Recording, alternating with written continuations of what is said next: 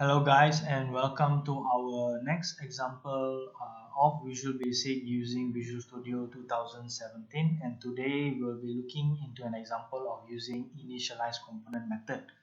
So what is initialize component method? Traditionally when we create applications, we will most probably drag and drop controls from the toolbar onto the Windows form. However, with this initialize component method, you can also create controls using code instead of using the drag and drop function.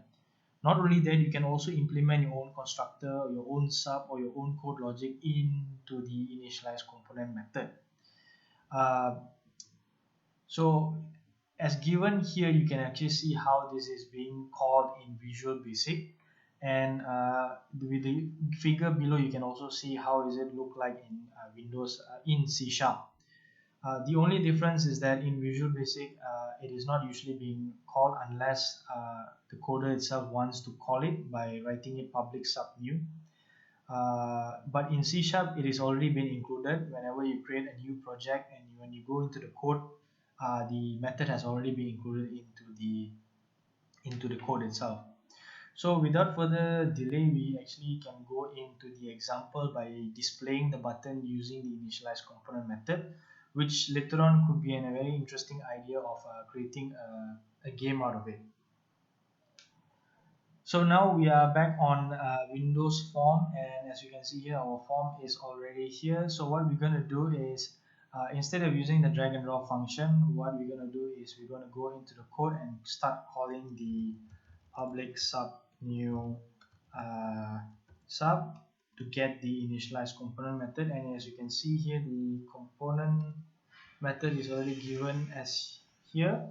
But now what we're going to do is we have to create another sub which actually allow us to add the button into the form.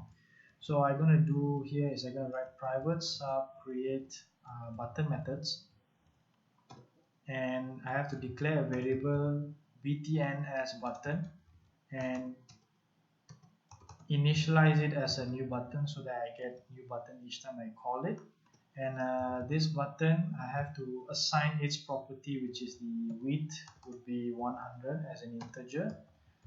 Of course the height would be, of course, let's say 760 60, and the button's text property will be in string format, so we have to put here catch me if you can. And once we have the button here, we need to add it into the form. We have to display it here. So we have to access to the form, which we can call as me. And we have to access into we have to find the controls property, controls, and we have to add it into it. So you can see here the value as control, we have to put it as btn. And this is how a simple create button method is being performed. Let's run this thing, and as you notice, a button is actually not being displayed here. One is because we have not declared the location of where the button should be.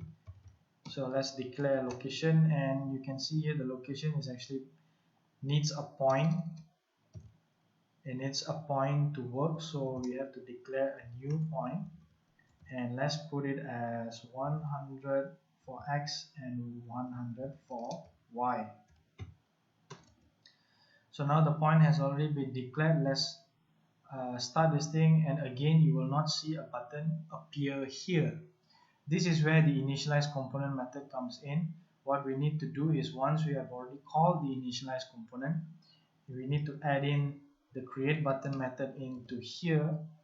And when we start this, you can see here that the button has already been implemented or put on the form. So this is a very good method of actually adding a button or adding any controls onto the form just by using code and initialize component method without the need of having to drag and drop. But of course, the differences is that by using drag and drop, you can actually save time, and also you can able to customize on how you want the controls to be placed together with its properties. But of course, if there is a need for you to create any controls just by using code, this is a very good method of actually doing this. So this is the end of my presentation. So hope you guys enjoy this. Thank you.